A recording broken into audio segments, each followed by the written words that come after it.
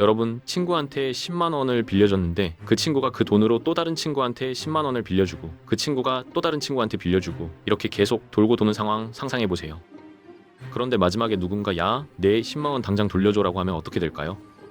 모든 게 한순간에 무너지겠죠. 믿기 힘들겠지만 지금 이 순간에도 은행들이 정확히 이런 방식으로 돈을 굴리고 있어요. 여러분이 은행에 맡긴 100만 원이 실제로는 500만 원, 1000만 원으로 불어나서 경제 곳곳을 떠돌아다니고 있는 거예요. 그리고 이 시스템이 무너지는 순간 여러분 통장의 돈도 함께 증발할 수 있다는 사실. 2008년 금융위기 때 실제로 일어났던 일이에요. 어떻게 이게 가능한 걸까요? 그리고 왜 아무도 이 위험한 게임을 멈추지 않는 걸까요? 오늘은 이 충격적인 진실에 대해 하나하나 파헤쳐 보려고 해요. 시작하기 전에 구독과 좋아요 부탁드립니다. 다음 콘텐츠 제작에 큰 힘이 됩니다. 그런데 말이에요. 이 이야기를 제대로 이해하려면 우리가 한 가지 질문부터 짚고 넘어가야 해요. 도대체 은행이라는 게 언제부터 이렇게 작동하기 시작한 걸까요? 사실 옛날에는 이런 복잡한 시스템이 없었거든요. 수백 년 전으로 거슬러 올라가 볼게요. 그때는 금이 진짜 돈이었어요. 금화를 주머니에 넣고 다니면서 물건을 사고 팔았죠. 근데 금은 무겁잖아요. 게다가 도둑 맞을 위험도 있고요. 그래서 사람들이 금세공사한테 금을 맡기기 시작한 거예요. 금을 맡기면 금세공사가 영수증을 줘요. 당신 금 100g 여기 있습니다 라고 적힌 종이를 주는 거죠. 처음에는 사람들이 물건 살 때마다 금세공사한테 가서 금을 찾아서 쓰고 다시 맡기고 그랬어요. 근데 어느 순간 깨달은 거예요. 굳이 금을 찾아갈 필요가 있나? 그냥 이 영수증을 주면 되잖아. 그래서 영수증 자체가 돈처럼 쓰이기 시작한 거예요. 여기까지는 괜찮았어요. 영수증 100g이면 실제로 금고에 금 100g이 있었으니까요. 근데 금세공사들이 어느 날 이상한 걸 발견해요. 사람들이 금을 잘 안 찾아간다는 거죠. 대부분은 그냥 영수증으로 거래하고 실제로 금을 찾으러 오는 사람은 10명 중에 1명도 안 된다는 거예요.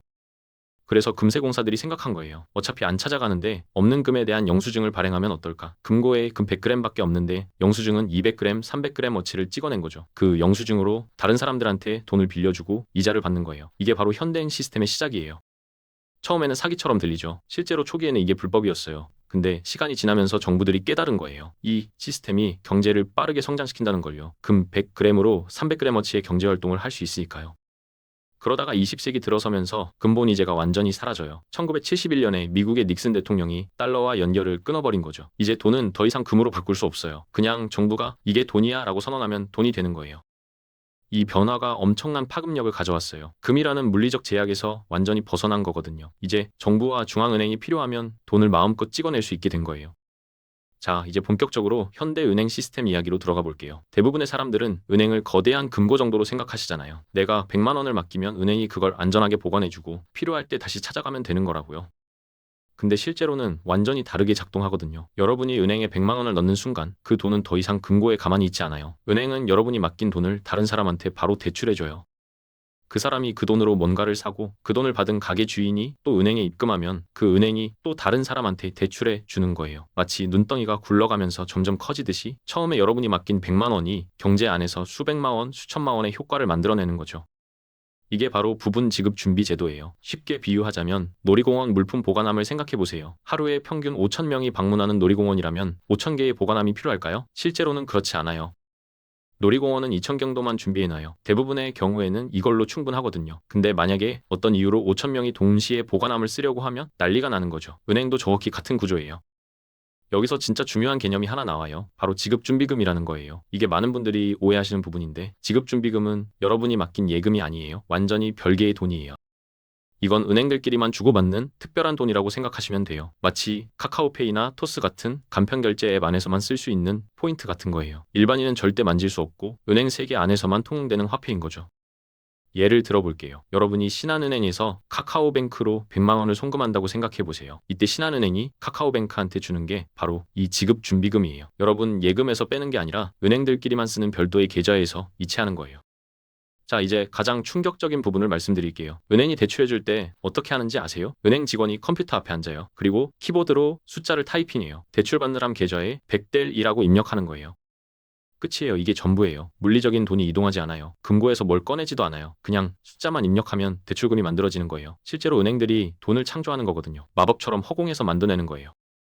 구체적인 예시로 한번 들어가 볼게요. 나무은행이라는 작은 은행이 있다고 가정해 볼게요. 10명의 고객이 각각 100만 원씩 예금했고 이 은행이 보유한 지급준비금은 딱 100만 원이에요. 철수가 와서 100만 원을 빌려달라고 하죠. 과거에는 전체 예금의 10% 정도는 반드시 지급준비금으로 보유해야 한다는 규칙이 있었어요. 나무은행은 1,000만 원의 예금이 있으니까 최소 100만 원이 필요한 거죠. 은행 직원은 컴퓨터로 철수 계좌에 10,000원을 입력해요. 이제 은행의 전체 예금은 1,100만 원으로 늘어났어요. 원래 예금주들의 1,000만 원은 그대로 있고 거기에 철수가 빌린 100만 원이 새로운 예금으로 추가된 거거든요.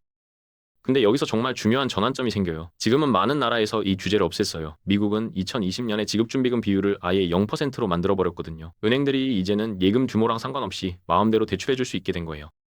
이 시스템 덕분에 뭐가 가능해졌을까요? 경제가 훨씬 빠르게 성장할 수 있게 됐어요. 철수가 치킨집을 차리고 싶은데 돈이 없어요. 은행에서 대출을 받아서 바로 시작할 수 있는 거죠. 영희는 집을 사고 싶어요. 은행에서 주택담보대출을 받으면 당장 집을 살 수 있어요.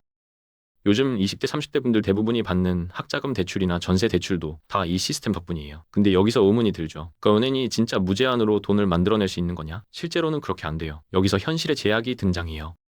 철수가 10,000원을 빌렸잖아요. 철수는 그 돈을 쓰려고 빌린 거니까요. 철수가 30만 원을 현금으로 인출하면 나무은행은 금고에 있는 실제 현금 30만 원을 줘야 해요. 그 다음에 철수가 집주인한테 월세 70만 원을 송금하면 나무은행은 ABC은행한테 지급준비금 70만 원을 보내야 해요.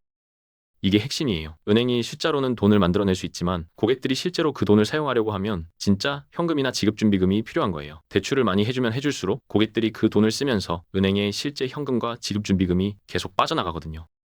더 심각한 상황도 있어요. 만약에 은행의 현금과 지급준비금이 너무 줄어들면 다른 고객들이 돈을 찾으러 왔을 때 줄 수가 없어요. 이게 바로 유동성 위기예요. 은행이 장부상으로는 돈이 많아 보이는데 실제로 당장 쓸 수 있는 돈이 없는 상황이 되는 거죠. 그래서 은행들이 대출 심사를 까다롭게 하는 거예요. 한번 잘못 빌려줬다가는 그 돈이 증발하는 거예요. 요즘 젊은 분들이 대출 받기 어렵다고 하시잖아요. 은행 입장에서 생각해보면 당연해요. 철수한테 100만 원을 빌려줬는데 철수가 갚지 못하면 그 100만 원은 날아가는 거예요. 자, 이쯤에서 이 시스템의 명암을 정리해 볼게요. 밝은 면은 확실해요. 경제 성장의 엔진이에요. 신용 창조 덕분에 개인은 집을 살 수 있고 기업은 사업을 확장할 수 있고 정부는 인프라를 만들 수 있어요. 근데 어두운 면도 명확해요. 은행들이 너무 많이 대출해주면 경제에 돈이 너무 많이 풀리는 거예요. 그럼 물가가 오르기 시작하고 특히 부동산 같은 자산 가격이 폭등하죠. 최근 몇 년간 아파트 값이 미친 듯이 오른 것도 결국 은행들이 부동산 대출을 너무 많이 준 영향이 커요.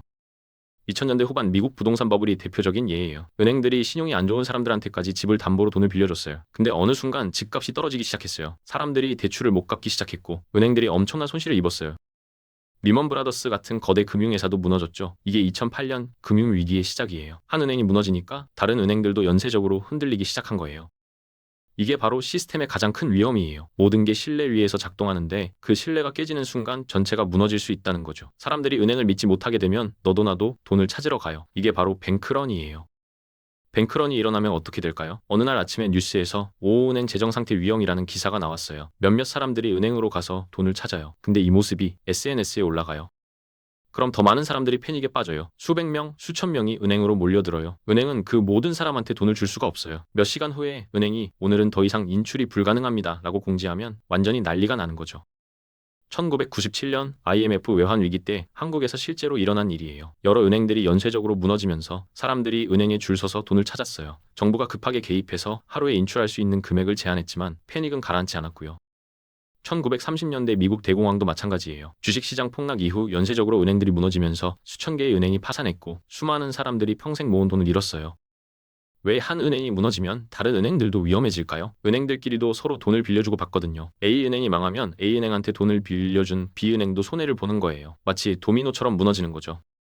그래서 2008년 금융위기 때 각국 정부들이 천문학적인 돈을 쏟아부어서 은행들을 살린 거예요. 미국 정부가 거의 1,000조 가까운 돈을 투입했어요. 은행들이 무너지면 경제 전체가 마비되니까요.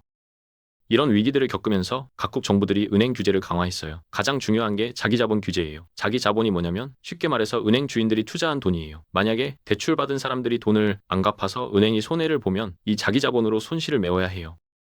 유동성 규제도 강화됐어요. 은행들이 단기간에 현금화할 수 있는 자산을 일정 수준 이상 보유하도록 요구하는 거예요. 이런 규제들 덕분에 은행 시스템이 예전보다는 안전해졌어요. 물론 완벽하지는 않지만요.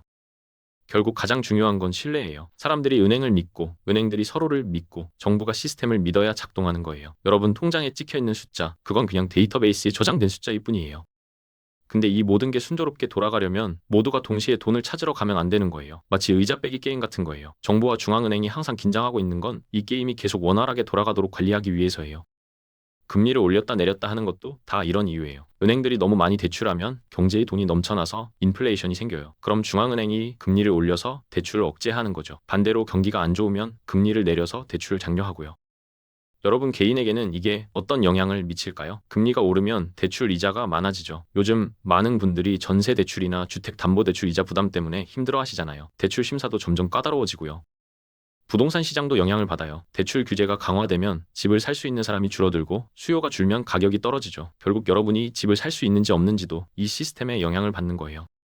마지막으로 철학적인 질문을 하나 던져볼게요. 여러분 통장에 있는 돈은 진짜일까요? 아니면 환상일까요? 대부분의 경우에는 진짜처럼 작동해요. 근데 동시에 환상이기도 해요. 모두가 그게 돈이라고 합의했기 때문에 돈으로 작동하는 거예요. 결국 돈의 가치는 신뢰에서 나오는 거예요. 사람들이 그걸 믿어주는 한 그건 가치를 가져요. 믿음이 사라지는 순간 그냥 종이 조각이나 컴퓨터 속 숫자일 뿐이에요. 그래서 여러분은 이 시스템을 얼마나 믿고 계신가요? 은행에 돈을 맡기는 게 안전하다고 생각하세요? 정답은 없어요. 다만 한 가지 확실한 건 이 시스템을 이해하고 있어야 더 나은 선택을 할 수 있다는 거예요. 다음에 은행 가실 때 혹은 스마트폰으로 잔액 확인하실 때 한번 생각해 보세요. 저 숫자는 정말 무엇일까? 그리고 이 시스템은 앞으로도 계속 안전하게 작동할까? 여러분의 선택이 여러분의 미래를 만들어 갈 거예요.